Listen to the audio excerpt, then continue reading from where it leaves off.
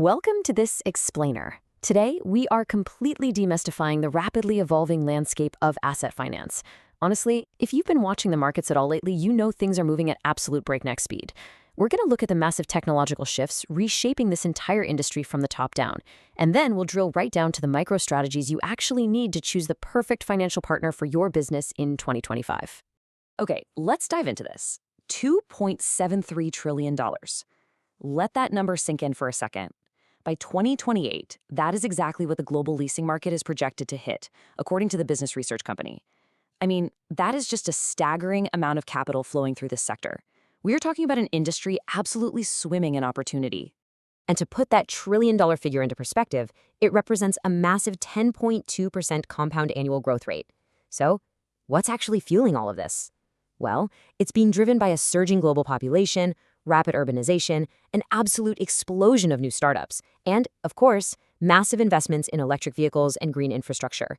But, here's the catch. This kind of exponential growth, it comes with intense, almost crushing pressure. Organizations are literally scrambling right now to digitize their legacy software and scale their operations just to survive. If they don't adapt, they don't just lose a little market share, they risk losing their position completely. And the financial stakes of adapting early are incredibly high. Just look at this finding from a June 2024 Deloitte report. They found that successful AI innovators can achieve a 5 to 15% improvement in their cost-income ratio over the next 5 years. So what does that actually mean? It means adopting artificial intelligence isn't just some flashy tech upgrade to show off. It is a fundamental driver of profitability and efficiency. It's a real game changer. All right, Section 1, driven by digital innovations. Let's look at how this plays out on the ground. To really grasp how these massive multi-trillion-dollar figures are being driven practically at the software level, just look at the sheer pace of adoption. Data from the 2023 World Leasing Yearbook shows that 55% of leasing companies globally had already implemented digital onboarding by 2023. That means over half the industry has already ditched the slow, manual, paper-pushing headaches of the past. And look, they aren't just upgrading for the sake of having flashy tech. The operational benefits here are massive. By utilizing AI and machine learning for credit risk assessments, these companies are seeing a huge 35% reduction in onboarding time and, at the same time, a 20% boost in customer acquisition rates. The writing is clearly on the wall. Businesses that are resistant to AI and machine learning are simply going to be left in the dust. But actually, scratch that. It's not a completely flawless, frictionless transition. While things like biometric verification are rising rapidly, which really helps streamline all that customer acquisition, consumer trust is still a major hurdle. A February 2024 NordVPN survey revealed that 20% of U.S. respondents and 18% in the UK still deeply fear biometric security. They worry companies just aren't going to keep their data safe. So lenders are walking a tightrope here. They have to find the exact right balance between leveraging this cutting-edge tech and maintaining the absolute trust of their customers. Moving right along to Section 2, Smarter Auditing and Compliance.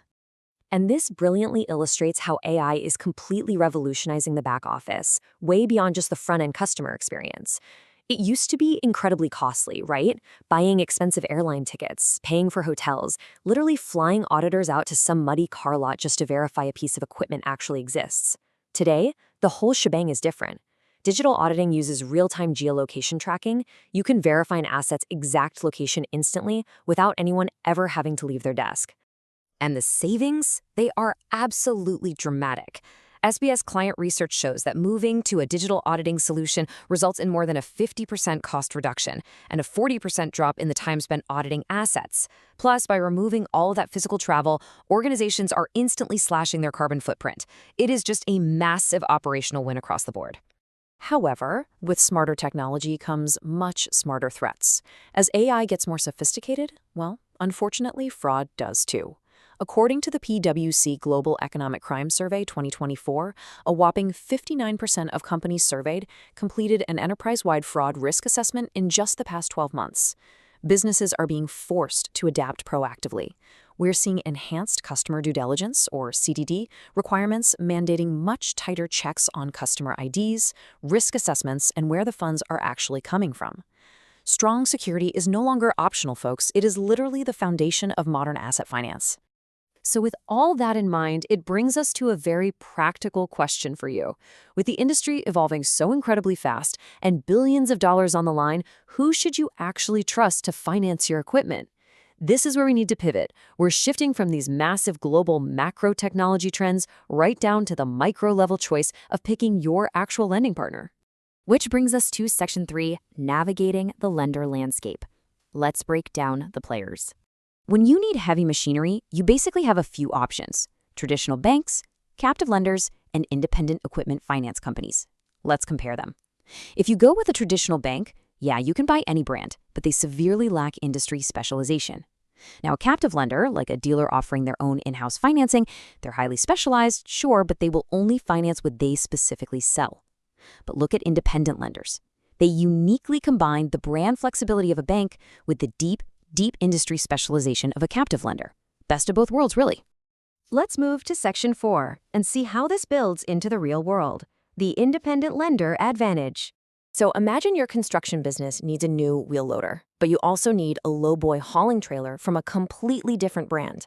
With a captive lender, you are stuck juggling two completely separate loans. It's a headache. But an independent, brand-agnostic lender, like a commercial credit group, for instance, they can package that wheel loader and that trailer into one single, simplified loan. And beyond just the sheer convenience, there is a massive speed advantage here. Independent lenders specialize in just a few specific industries. Think construction, manufacturing, transportation, or waste. Because their credit and underwriting teams intimately understand the true life cycle, the usage, and the real-world value of that specific machinery, they don't have to spend weeks doing endless research on a niche piece of equipment. They can perform valuations incredibly fast, and that directly leads to quicker decisions and much higher approval rates for you. But beyond speed, we got to talk about cash flow. Traditional banks typically enforce rigid amortization, meaning you pay the exact same amount every single month, period, no exceptions. But what if you run, say, a road paving company in the Northeast? Winter hits, the ground literally freezes solid, and your revenue lulls for months. An independent lender actually gets that seasonality. They can structure flexible terms like seasonal skip payments to keep your business breathing when the work dries up. And here is another absolutely massive differentiator: escaping strict banking covenants. Traditional banks often tie your equipment loan to the health of your entire business, using strict metrics like debt to equity or EBIT ratios. Have one slow quarter? The bank literally has the power to call your loan and demand full payment immediately. No way, right? Independent lenders generally bypass these highly restrictive covenants, giving you the actual breathing room you need to run your business through the ups and downs. So the crucial point is this: using an independent equipment finance company creates a vital secondary financial partnership.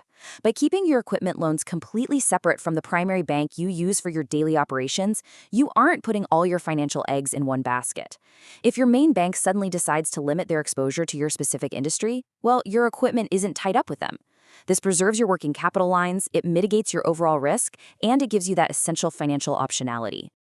Wow, okay, we've covered a lot today. From the macro explosion of digital auditing and AI, right down to the micro strategy of choosing a specialized, independent lender to protect your hard-earned cash flow.